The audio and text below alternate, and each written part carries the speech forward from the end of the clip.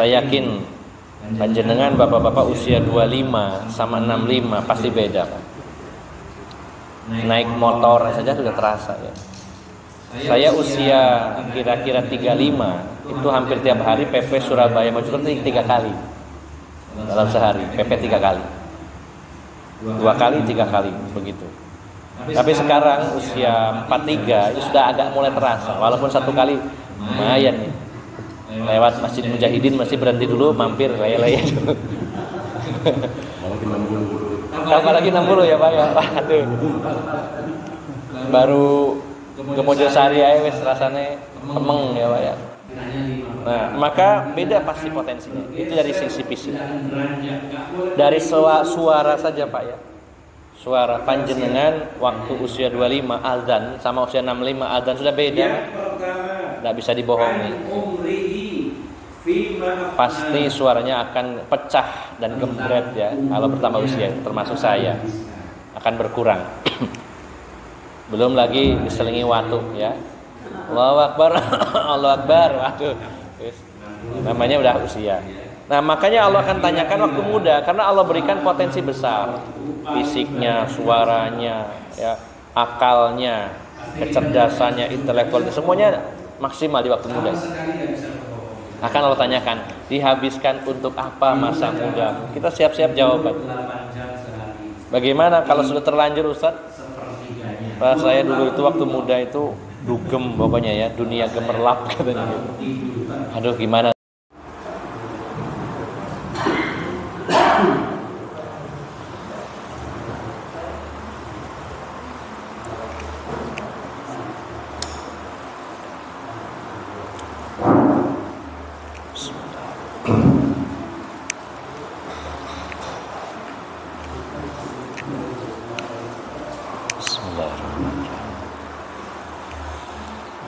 Assalamualaikum warahmatullahi wabarakatuh.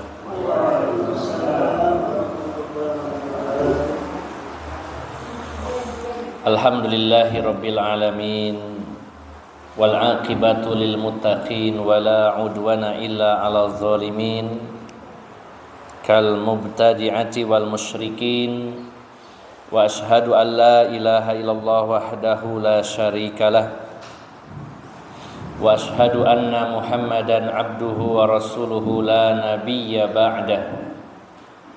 Allahumma salli wa sallim wa barik ala nabiyyina Muhammadin wa ala alihi wa sahbihi ajma'in. Ya ayyuhalladzina amanu taqullaha haqqa tuqatih wa la tamutunna illa wa antum muslimun, amma ba'd. Bapak-bapak dan ibu-ibu yang dimuliakan Allah Subhanahu wa taala, alhamdulillah kita sangat bersyukur kepada Allah Subhanahu wa taala pada malam hari ini dalam suasana hujan dan juga petir disertai juga angin, sehingga di beberapa titik ada pohon tumbang ya. Sampai putar-putar tadi ya, banyak pohon yang tumbang. Sepertinya hujannya nyantai, tapi pohon-pohon besar tumbang.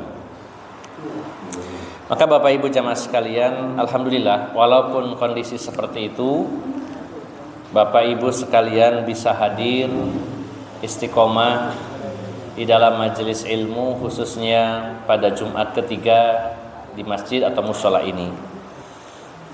Mudah-mudahan pengorbanan waktu yang diluangkan, kemudian juga kesempatan yang sengaja dialokasikan oleh Bapak Ibu jamaah sekalian, semoga menjadi pemberat di timbangan atau mizannya Allah Subhanahu wa taala. Semoga menjadi pahala yang diterima oleh Allah Subhanahu wa taala. Bapak Ibu jamaah sekalian yang dimuliakan Allah Subhanahu wa taala, pada malam hari ini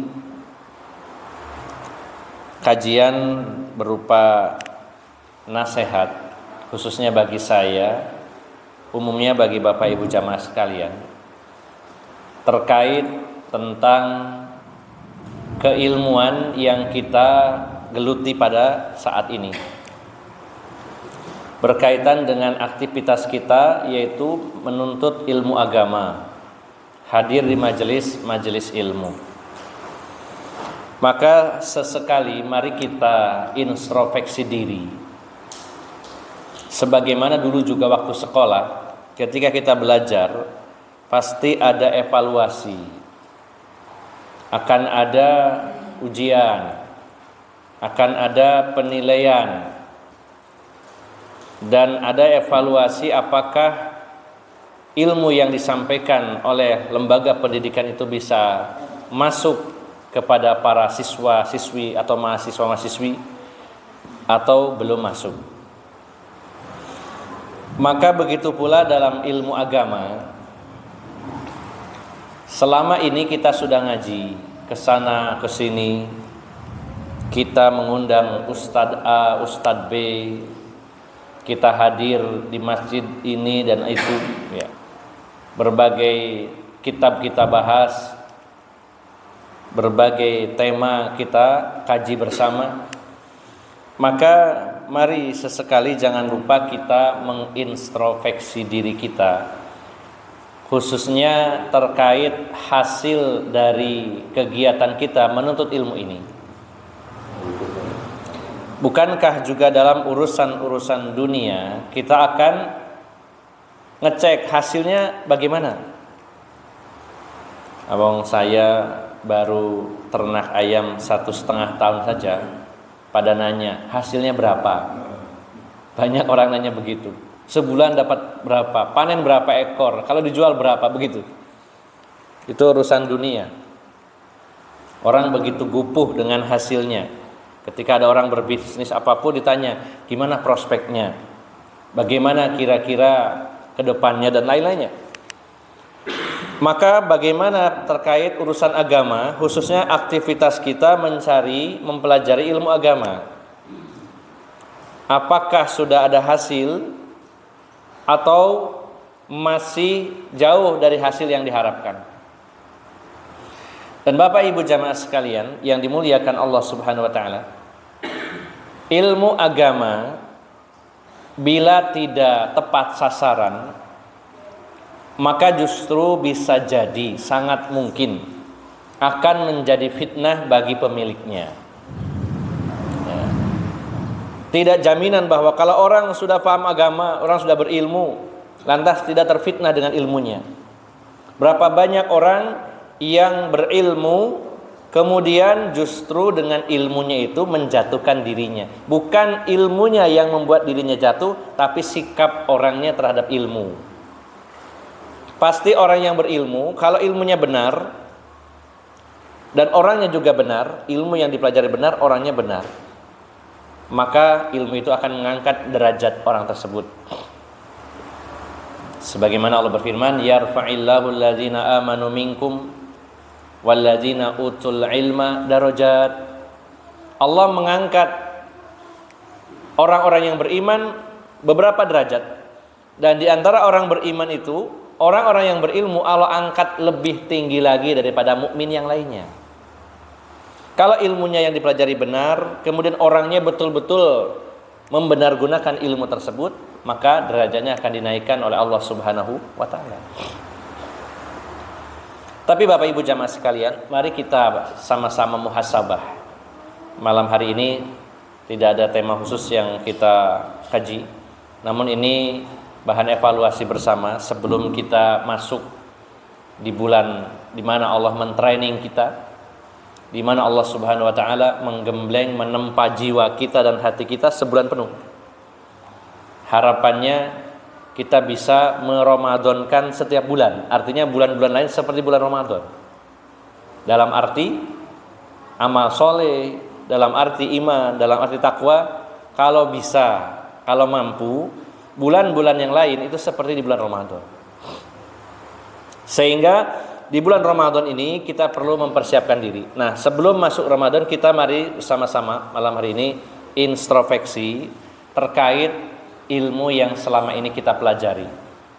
sampai di manakah pencapaian kita, apakah sudah sesuai target atau tidak.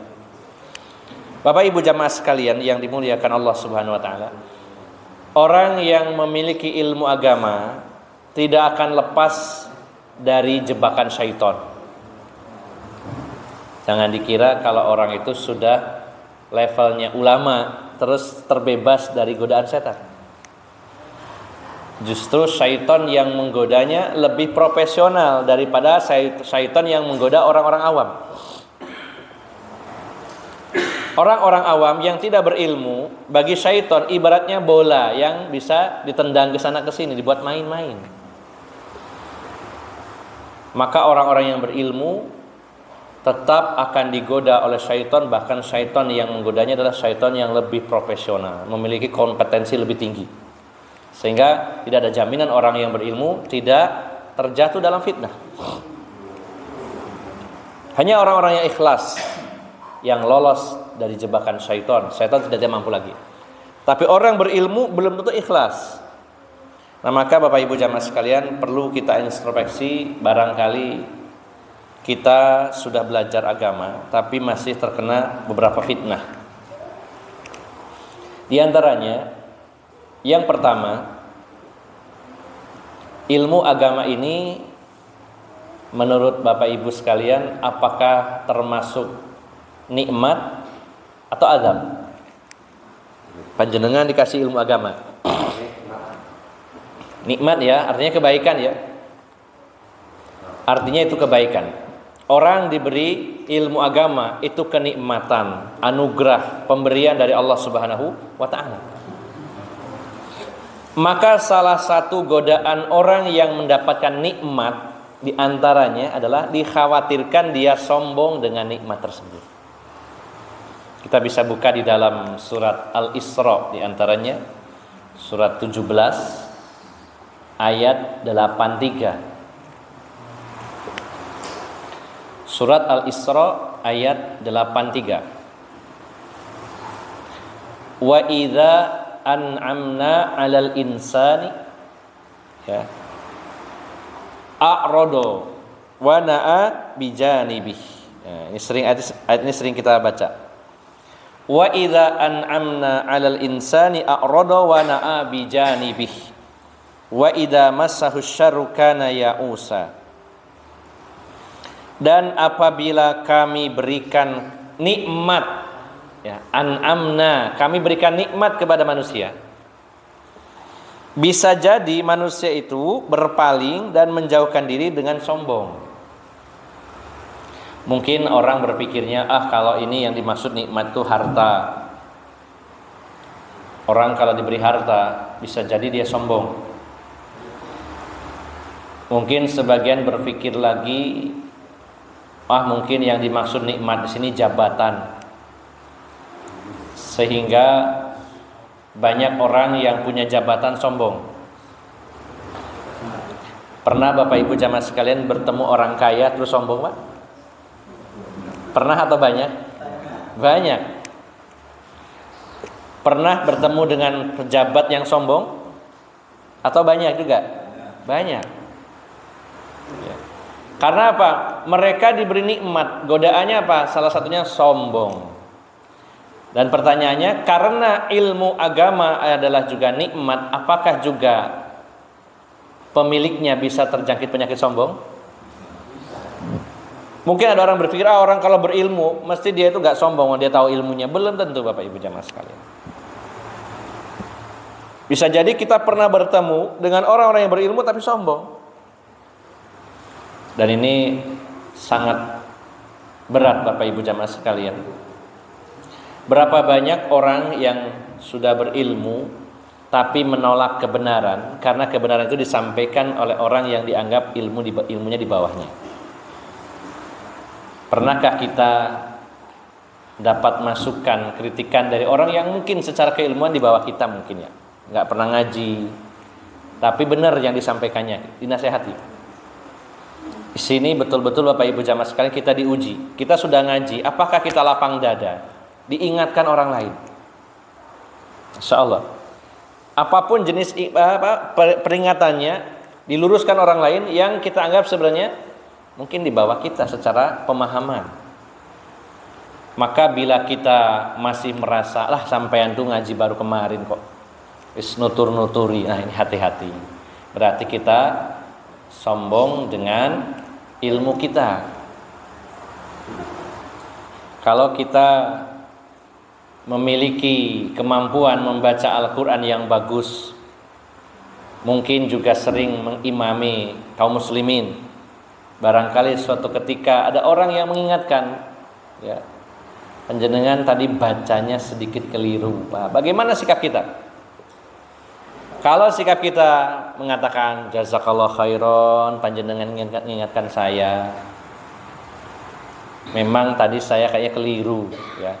Kalaupun kita yang benar, kita sampaikan hujahnya. Tapi kalau keliru, jenengan yang benar, saya keliru. Di sini teruji, kita sudah ngaji, apakah kita sombong atau tidak? Bila ada yang mengingatkan. Ya. Karena berapa banyak orang yang sombong, walaupun dia justru ilmunya sangat tinggi, tidak mau menerima nasihat orang lain. Merasa diri sering memberi nasihat, dinasihati orang lain nggak mau.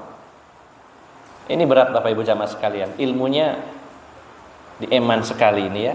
Sudah dalam ilmunya, tapi dia justru sombong dengan ilmunya. Nah, mari barangkali, nauzubillah ya, barangkali kita sudah ngaji ke sana ke sini, membahas Al-Qur'an, membahas hadis, terus merasa saya paling berilmu, tetangga saya ilmunya ecek-ecek. Apalagi sampai menolak kebenaran, nauzubillah, ini termasuk kesombongan. Karena hakikat kesombongan adalah batarul haqqi wa ghamtun nas, menolak kebenaran dan meremehkan orang lain. Jangan pernah lihat orangnya, tapi konten yang disampaikannya apa. Jadi ada semacam pepatah Arab yang berbunyi unzur ma qala wala tanzur man qala. Unzur ma qala wala tanzur man qala. Ini setahu saya bukan hadis, ini peribahasa. Ada yang mengatakan ini perkataan Ali bin Abi Thalib makanya. Saya belum pernah mengetahuinya wallahu alam, tapi ini adalah perkataan atau pepatah Arab bahwa lihatlah apa yang dikatakan, jangan melihat yang mengatakan. Walaupun tentunya Bapak Ibu jamaah sekalian, ya, kata-kata yang sama diucapkan orang yang berbeda, hasilnya pun berbeda. Tetap ada pengaruh ya. Perkataannya sama, tapi yang mengucapkan orang yang berbeda, hasilnya beda. Ya. Contoh sederhananya, sebuah lagu kalau dinyanyikan artis aslinya, kan jadi mahal Pak itu. Tapi kalau yang menyanyikannya itu orang biasa, ya malah kadang-kadang sebelahnya ngomong gara-gara sampean aku paling gak ngantuk ini. Berungu suaranya. Kalimatnya sama, orangnya berbeda. Memang betul ada pengaruhnya. Tapi sebenarnya intinya adalah yang kita lihat apa yang disampaikan, jangan orangnya. Siapapun orangnya, kalau itu kebenaran maka datangnya dari Allah Subhanahu wa taala. Orang yang ilmunya bermanfaat akan melihat bahwa kalau itu kebenaran bukan dari orang ini, dari Allah. Al-haqqu mir rabbik. Al-haqqu mir rabbika wa la takunanna minal mumtarin. Kebenaran itu datangnya dari Allah. Jangan melihat orangnya, siapapun dia, karena hakikatnya kebenarannya yang kita lihat itu datangnya dari Allah. Jadi mari kita introspeksi. Barangkali kita sudah ngaji 10 tahun. Bapak-bapak ada yang sudah ngaji 20 tahun Pak? Lebih mungkin ya, ada yang lebih Pak? Perasaan ngajiku mulai nom gitu ya. Mungkin ya ada. Ustadz sopo ae pernah tak parani. Tema apa saja pernah saya ikuti. Banyak kitab yang dipelajari. Maka mari kita introspeksi, apakah masih ada bibit-bibit kesombongan dengan sebab ilmu kita. Ini adalah belum mencapai sasarannya. Kita berilmu tapi tetap sombong. Ini berarti belum berhasil. Kita introspeksi. Ini yang pertama, kemungkinannya. Yang kedua, kita sudah berilmu, sudah tahu ilmunya, tahu dalilnya, tapi apakah sudah diamalkan? Nah, ini juga harus jadi bahan pikiran kita. Selalu introspeksi setiap hari, saya itu ngaji apa ya, sudah diamalkan apa belum? Sampai dalam hal yang sederhana saya tekankan, Rasulullah itu menyampaikan sebuah hadis. Beliau menyatakan, tabassumuka fi wajhi akhi kalaka shadaqah. Berwajah manis, cerah, ramah, murah senyum di hadapan saudaramu adalah sedekah. Sederhana Pak ya. Sudahkah kita amalkan seperti itu? Ketemu temannya, Assalamualaikum, ya, wajahnya menyenangkan, ya, semeringah. Nah ini Pak, ini baru satu hadis Pak ya. Beberapa ratus atau mungkin ribu hadis yang sudah kita pelajari, dan kita pikir-pikir mana yang belum kita amalkan ya. Kadang-kadang hal-hal yang sederhana tidak kita amalkan, ya. Hanya tersenyum yang itu sebenarnya tidak butuh biaya, energi yang dikeluarkan juga sedikit ya senyum itu. Tapi berapa banyak orang yang tidak bisa tersenyum kepada saudaranya. Nah, maka Bapak Ibu jamaah sekalian ingat bahwa ada sebuah hadis yang sering kita bahas. Hadis ini diriwayatkan Imam Tirmizi, Imam Tabrani, ya, dan juga dihasankan oleh Syekh Nasiruddin Al-Albani. Hadis ini berkaitan tentang pertanggungjawaban kita di hadapan Allah Subhanahu wa taala. Hadis ini diriwayatkan dari sahabat Ibnu Mas'ud. Abdullah bin Mas'ud berkata bahwa Rasulullah sallallahu alaihi wasallam bersabda, la tazulu qadama ibni Adam yaumal qiyamah min indi rabbih hatta yus'ala an khamsin. Ya. Tidak akan bergeser kedua telapak kaki kita di hari kiamat dari sisi Tuhan kita, yaitu Allah Subhanahu wa taala. Geser sedikit aja enggak. Sebelum ditanya tentang 5 perkara. Allah, ini harus kita ingat-ingat hadis ini Bapak Ibu jamaah sekalian. Di hadapan Allah Subhanahu wa taala kita akan ditanya 5 perkara dan tidak akan bergeser, tidak akan beranjak, enggak boleh pergi dulu sebelum selesai urusan ini. Kita harus siap ditanya 5 perkara ini. Yang pertama, an umrihi fima afnah, tentang umurnya untuk apa dihabiskan. Bapak-bapak ada yang usianya 50? Ada Pak? Ada ya. 60 juga ada mungkin ya. Nah, kira-kira selama 60 tahun itu paling banyak dihabiskan untuk apa? Pasti kita jawabnya harus jujur, gak bisa berbohong Pak. Sama sekali gak bisa berbohong kita di hadapan Allah Subhanahu wa taala. Dihitung saja, tidur 8 jam sehari, berarti sepertiganya. 20 tahun tidur tok. Ya Allah, saya 20 tahun tidur tok nih. Itu belum leyeh-leyehnya tidur-tiduran. Ya, kalau tidurnya 8 jam. Kadang lebih, ya Pak. Anggaplah 8 jam katanya menurut kesehatan, walaupun ini sebenarnya tidak harus 8 jam, ya Pak. Ya tergantung kualitas tidurnya. Saya sering tidur itu sehari semalam cuma 1 jam, kadang cuma 2 jam. Siangnya nggak tidur lagi. Ya memang capek ya, tapi karena terbiasa tidur seliut itu enak. Pernah juga nggak tidur 40 jam sama sekali. Ada kegiatan dakwah, safari dakwah keliling terus nggak berhenti 40 jam nggak tidur. Ya. Tapi idealnya paling tidak ya oke lah 8 jam atau 6 sampai 8 jam. Kalau 8 jam berarti 60 tahun, sepertiganya lah 20 tahun untuk tidur. Belum lagi kita sekolah Pak, dari mulai PAUD sampai kuliah atau sampai SMA. Itu berapa jam setiap harinya? Banyak Pak waktu kita habiskan. Kalau kita bekerja rata-rata 8 jam, itu belum perjalanannya, belum lemburnya. 8 jam ya aturan kerja itu. Perjalanan berangkat 1 jam, pulang 1 jam. Ya, 10 jam sehari. Wah, ini lebih banyak dari tidur kita. kalau hitung kerjanya. Nah, ini akan ditanya oleh Allah Subhanahu wa taala dan kita harus siap jawabannya. Ini Bapak Ibu jamaah sekalian, sekarang usia kita mungkin ada yang kepala 4, 5, 6. Nah, ini harus ngejar ketertinggalan, Pak. Wah, dulu ini saya habisnya untuk apa ya? Ya Allah, untuk urusan-urusan dunia. Untuk urusan-urusan yang tidak ada manfaatnya mungkin ya, yang sia-sia. Nah, mumpung Allah beri umur, ayo kita kejar, Pak, ya.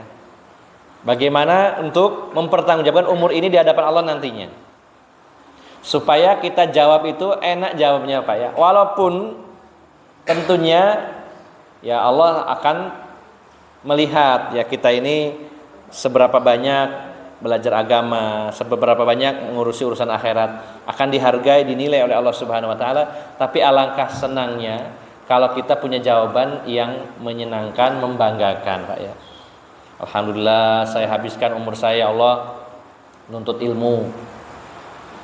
Dalam sepekan saya ngaji 3 kali di masjid ini. Setiap kajian 2 jam.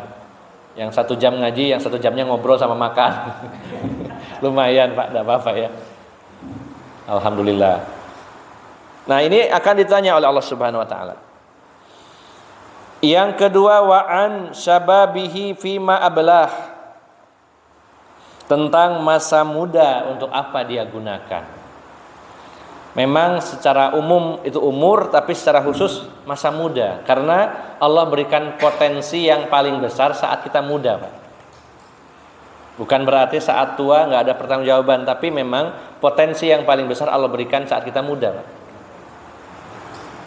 Mulai dari fisik, ya saya yakin panjenengan bapak-bapak usia 25 sama 65 pasti beda, Pak. Naik motor saja sudah terasa ya. Saya usia kira-kira 35 itu hampir tiap hari PP Surabaya Mojokerto 3 kali dalam sehari, PP 3 kali, 2 kali, 3 kali begitu. Tapi sekarang usia 43 itu sudah agak mulai terasa, walaupun 1 kali lumayan nih.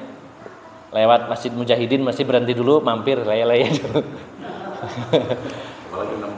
Apalagi 60 ya, Pak, ya. Waduh.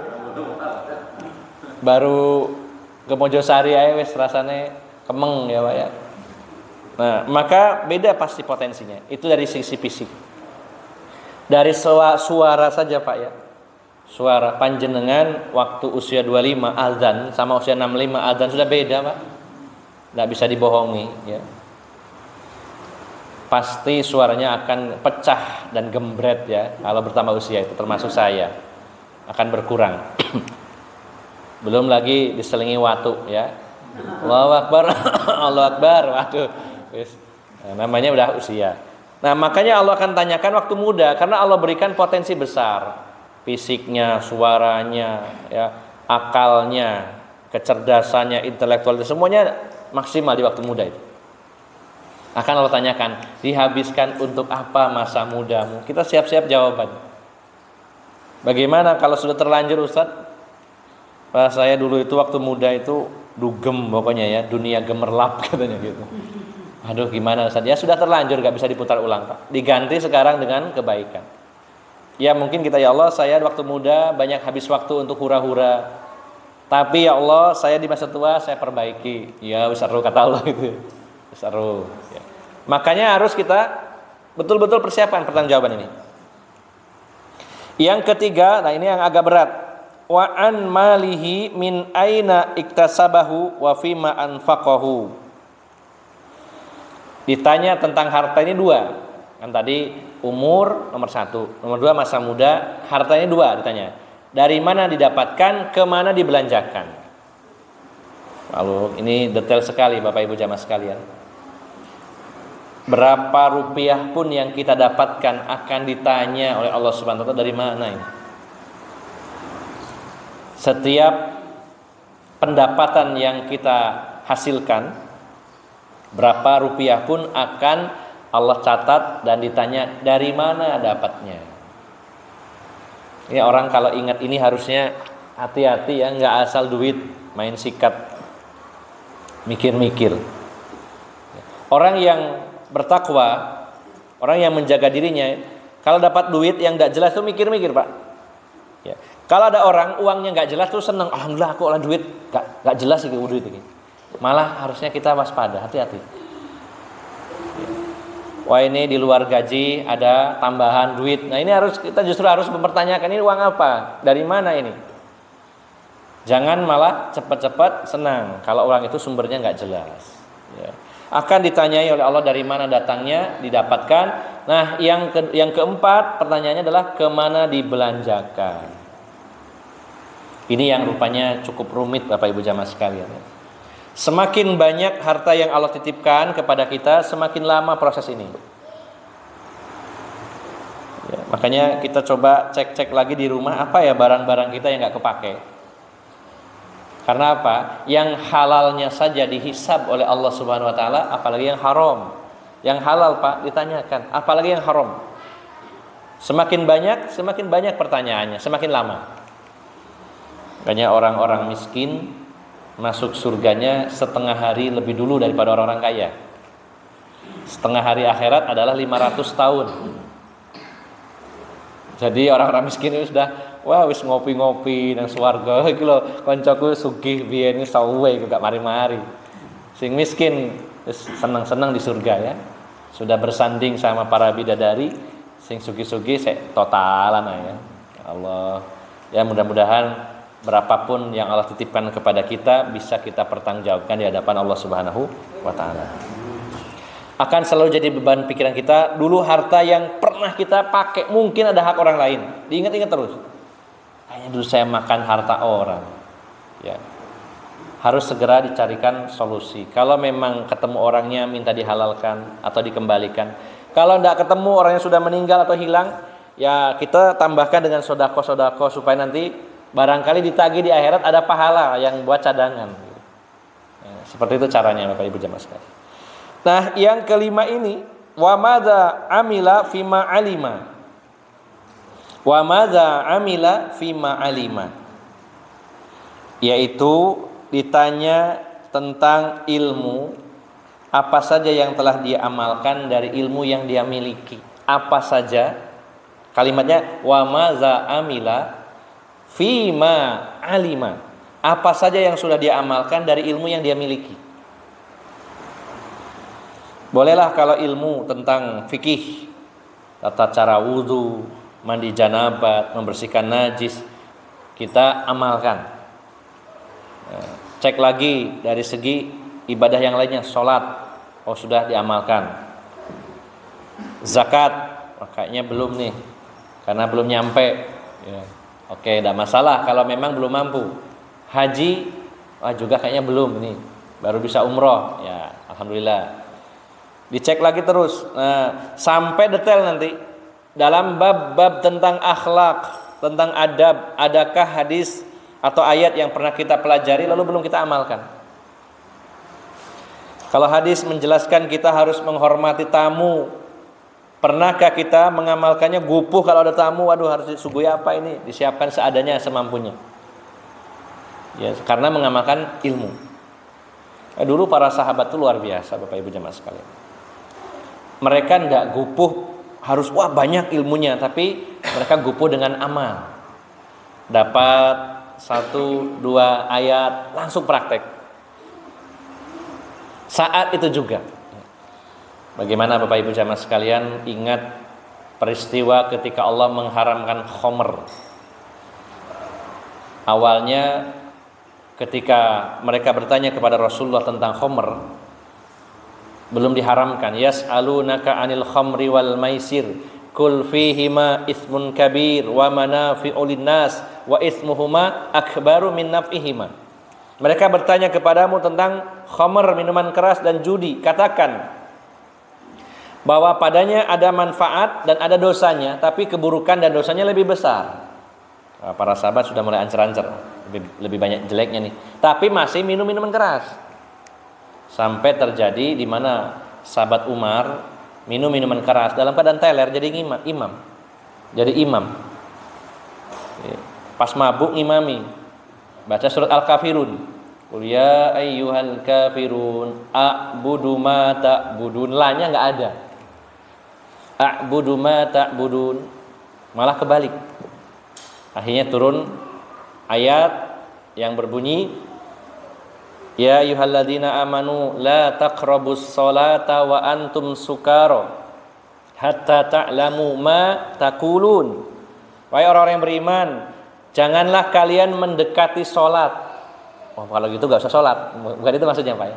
Jangan mendekati sholat sementara kalian sedang mabuk. Bukan maksudnya menjauh dari sholatnya. Maksudnya kalau sudah mau waktunya sholat jangan mabuk, berhenti dulu. Sampai kalian itu ya tidak mengetahui apa yang kalian katakan. Jangan sampai seperti itu. Kalau sholat harus mengerti apa yang kita baca. Sampai akhirnya turunlah ayat, innamal khamru wal maisiru wal ansabu wal azlamu rijsun min amali syaitani fajtanibuhu la'allakum tuflihun. Sesungguhnya khamr, minuman keras, judi. Innamal khamru wal maisiru wal azlamu apa? Ya. Apa tadi ayatnya? Wal ansabu wal azlamu, ya. Mengundi nasib dengan anak panah dan juga berhala. Ya, dulu itu kalau orang-orang Arab jahiliyah mau bepergian itu akan mengambil panah. Ada 3 panah di situ, anak panah. Diambil, ada tulisannya, dicabut seret, berangkat, maka berangkat. Kalau yang diambil jangan berangkat, yang nggak akan berangkat. Kalau diambil satu lagi ternyata abstain atau Anda belum beruntung, ambil lagi. Nah, itu namanya mengundi nasib dengan anak panah. Maka sesungguhnya khamr, kemudian judi, mengundi nasib dengan anak panah, berhala, rijsun, najis, dan perbuatan syaitan jauhi oleh kalian agar kalian beruntung. Maka spontan para sahabat langsung menumpahkan seluruh stok khamr yang ada di Madinah. Bukan botol-botolan Pak, tapi drum-druman, tong-tongan. Tumpahkan semuanya sampai comberan-comberan, selokan-selokan yang ada di kota Madinah itu penuh dengan minuman keras, dibuang. Tidak ada pikir-pikir, waduh eman itu kune larang, ayatnya kadung mudun, tidak ada, buang semuanya. Begitu para sahabat mempraktekkan, mengamalkan apa yang mereka ilmu. Ketika ayat tentang hijab, menutup aurat bagi para wanita, ya ayuhan nabiyyu qul li azwajika wa banatika wa nisa'il mu'minina yudnina 'alaihinna min jalabibihinna dzalika adna an yu'rafna fala yu'dain. Wahai Nabi, katakan kepada istri-istrimu, anak-anak perempuanmu dan para wanita mukminah, hendaknya mereka mengulurkan jilbab mereka, menutup aurat mereka. Yang demikian itu agar mereka tidak diganggu atau agar mereka dikenal sebagai wanita yang baik-baik dan tidak diganggu. Langsung pulang para sahabat. Yang punya istri bilang sama istrinya, barusan ada ayat turun memerintahkan untuk menutup aurat. Kepada anak-anak perempuannya, kepada saudari-saudarinya, bibinya. Ini ayat baru turun tentang wajiban menutup aurat bagi wanita. Langsung Pak ditutup. Da'atan nunggu, waduh ini laren pesen nang Shopee kayak gurung teko. Apa yang ada dipakai oleh para sahabiah waktu itu.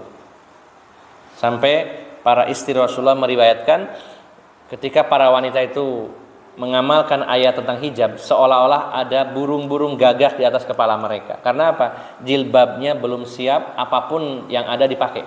Yang penting nutup dulu. Itu jawaban dari para wanita dulu, para sahabiah. Begitu ayat turun disampaikan suaminya, saudaranya, ayahnya, langsung dipakai. Tidak pakai pikir-pikir panjang, tidak banyak alasan. Kalau sekarang kan alasan, wah saya mau menjilbabi hati saya dulu, baru nanti jilbab yang ini. Wah, ya, gimana caranya menjilbabi hati? Ada lagi yang bilang, saya ini belum sholihah, kayaknya nggak layak pakai jilbab, nunggu dulu. Nanti setelah sholihah baru saya jilbaban. Nunggu lagi. Ada lagi yang bilang jilbab itu berat sekali bagi saya, padahal lebih berat helm teropong. Apa bebannya? Jadi beda. Dulu para sahabat, para sahabat langsung spontan. Nah, Bapak Ibu jamaah sekalian, orang-orang yang sudah berilmu, hati-hati, fitnahnya yang pertama adalah sombong dengan ilmunya. Yang kedua fitnahnya adalah hati-hati, yaitu ilmu yang dimiliki tidak diamalkan. Mari masing-masing saya, Bapak Ibu jamaah sekalian, ngecek apa saja yang pernah kita kaji ya, mana yang belum diamalkan. Prioritaskan yang wajib-wajib terutama ya, setelah itu yang sunnah-sunnah. Nah, ini yang kedua. Yang ketiga, ini ada tambahan bahwa fitnah orang yang berilmu. Karena dalam hadis Nabi ada satu hadis yang menjelaskan bahwa ada di antara manusia itu yang mencari ilmu agar dia itu bisa berdebat, agar bisa mengalahkan orang lain. Nah, hati-hati, walaupun tidak banyak tapi ada. Orang belajar, oh baca, kok soalnya apa? Maringannya debat nang grup iki mesti iki. Aku kudu menang. Nah, ada yang terkena fitnah ilmu digunakan hanya untuk berdebat saja. Padahal Bapak Ibu jamaah sekalian yang dimuliakan Allah Subhanahu wa taala, debat digunakan saat kepepet. Saat diperlukan, dan memang debatnya debat ilmiah untuk mengungkap kebenaran. Sebagaimana Rasulullah berdebat dengan para pendeta Yahudi, berkali-kali terjadi perdebatan dan Allah menangkan Rasulullah sallallahu alaihi wasallam. Begitu pula para ulama, sebagaimana Imam Syafi'i berdebat dengan ulama yang lain dalam rangka mencari kebenaran. Dan debat bukan hanya masalah gengsi harus menang, tidak. Mana yang benar itu yang akan diikuti. Pernah Imam Syafi'i dengan seorang ulama berdebat seputar ayat salah satu kuru, 3 kali kuru itu apa? Imam Syafi'i berpendapat 3 kali kuru itu 3 kali haid. Ulama ini mengatakan 3 kali suci. Terjadilah perdebatan yang cukup lama alot sehingga akhirnya bertukar pendapat. Jadi Imam Syafi'i, kayaknya pendapat sampean lebih kuat, saya ikuti pendapat sampean. Kata orang itu, kayaknya pendapat sampean lebih kuat, saya tak ikutin, tukar. Itu para ulama seperti itu. Ya. Memang dibutuhkan ada kalanya debat itu untuk mengungkap kebenaran, tapi bila debat itu tidak bermutu, debat kusir, apalagi sudah mendiskreditkan, merendahkan orang lain, maka sebaiknya kita tinggalkan perdebatan itu agar mendapatkan kemuliaan dari Allah Subhanahu wa taala. Maka Bapak Ibu jamaah sekalian, setelah kita sebutkan mungkin sebagian saja 3 di antara fitnah orang berilmu. Yang pertama sombong, yang kedua tidak mengamalkan ilmunya, yang ketiga hanya digunakan untuk berdebat. Maka target yang diinginkan oleh Allah Subhanahu wa taala dari ilmu itu adalah al-khasyah. Sebagaimana Imam Ahmad bin Hanbal mengatakan, aslul ilmi al-khasyah. Pokok dari ilmu adalah al-khasyah, rasa takut kepada Allah Subhanahu wa taala. Kalau kita ingin tahu seseorang yang berilmu dan ilmunya berhasil, adalah orang itu semakin takut kepada Allah Subhanahu wa taala. Orang ini sering menangis ketika mendengar ayat-ayat Al-Qur'an.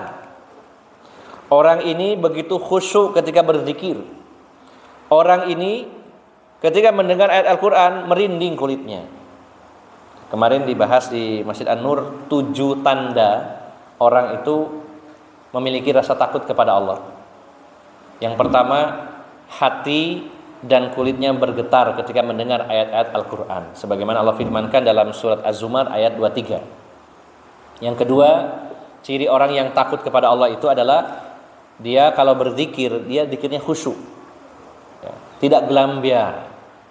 Zikir setelah sholat, zikir pagi petang, dia fokus, khusyuk. Bahkan ada di antara orang yang berzikir sampai meneteskan air matanya. Ini tandanya orang ini takut kepada Allah Subhanahu wa taala. Yang ketiga, dia mau mendengar dan menerima kebenaran dari siapapun. Itu tandanya orang ini takut kepada Allah. Yang keempat, di antaranya banyak istighfar, banyak bertaubat kepada Allah Subhanahu wa taala. Yang kelima, tanda orang itu berilmu dan dia takut kepada Allah adalah selalu tenang. Tenang, sebagaimana Allah berfirman, "Walladzi anzalas sakinata fi qulubil mu'minin liyazdadu imanan ma'a imanihim." Dalam surat Al-Fatah ayat berapa ya? 3 atau 4. Maka dialah Allah yang telah menurunkan sakinah, ketenangan dalam dada orang-orang beriman. Dan Allah menambah iman mereka setelah iman yang ada dalam diri mereka. Karakter orang yang takut kepada Allah itu tenang, Pak. Tenang sekali, enggak gampang gupu, enggak gampang panik dalam situasi kondisi apapun. Siapapun yang dihadapi, karena dia takutnya cuma kepada Allah saja, siapapun yang dia hadapi selain Allah, nyantai dia. Bayangan orang seperti ini, alah paling pol-polannya aku mati. Nah, itu Pak, mentoknya kita itu Pak, menghadapi siapapun, pol-polannya apa? Mati. Pol-polannya itu. Kalau mati dalam keadaan takut kepada Allah, dalam keadaan iman, selamat.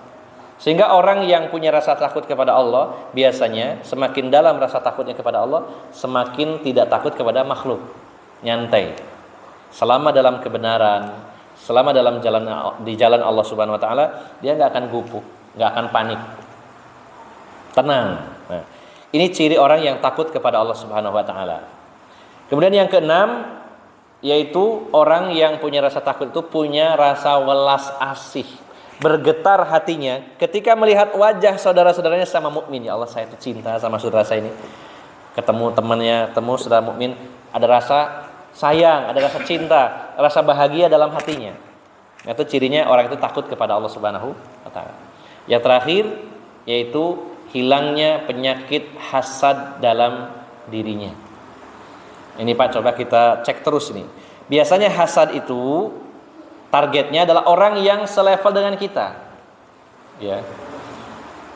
Kalau kita lihat, wah ini ada ustadz, wah ini Masya Allah ini kajiannya banyak sekali, terus kita merasa bahagia, senang, ya ustadz ini ya Allah masih muda, ya. Kemudian kajiannya begitu banyak, orang-orang banyak mengambil manfaatnya, ikut senang. Ya, kita harus biasa seperti itu Pak. Ya. Yang selevel dengan kita, ya. Karena biasanya orang iri itu karena sama. Orang bakul pangsit irinya sama bakul pangsit. Nggak ada orang bakul pangsit ngiri bakul emas. Biasanya selevel. Nah ini kita coba cek dalam hati kita dengan orang-orang yang mungkin sama dengan kita. Adakah rasa iri? Kalau masih ada, rasa takut kita kepada Allah masih kurang.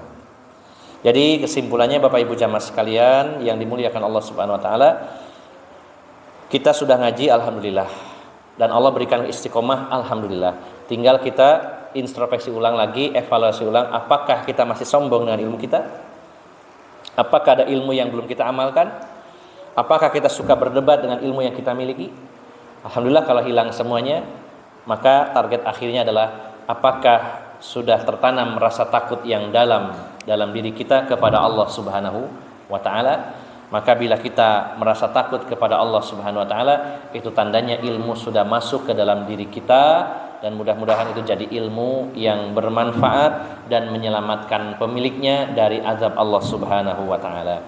Mudah-mudahan Allah berikan anugerah kefaqihan dalam urusan agama ini, dan mudah-mudahan Allah ringankan hisab kita terutama berkaitan dengan ilmu yang kita miliki, dan mudah-mudahan dengan ilmu ini menghantarkan kita ke surganya Allah Subhanahu wa taala. Demikian sedikit nasihat yang bisa saya sampaikan, semoga bermanfaat khususnya bagi diri saya, umumnya bagi Bapak Ibu jamaah sekalian. Bila ada salah ucap, salah sikap, saya mohon maaf yang sebesar-besarnya. Billahi taufiq wal hidayah. Assalamualaikum warahmatullahi wabarakatuh.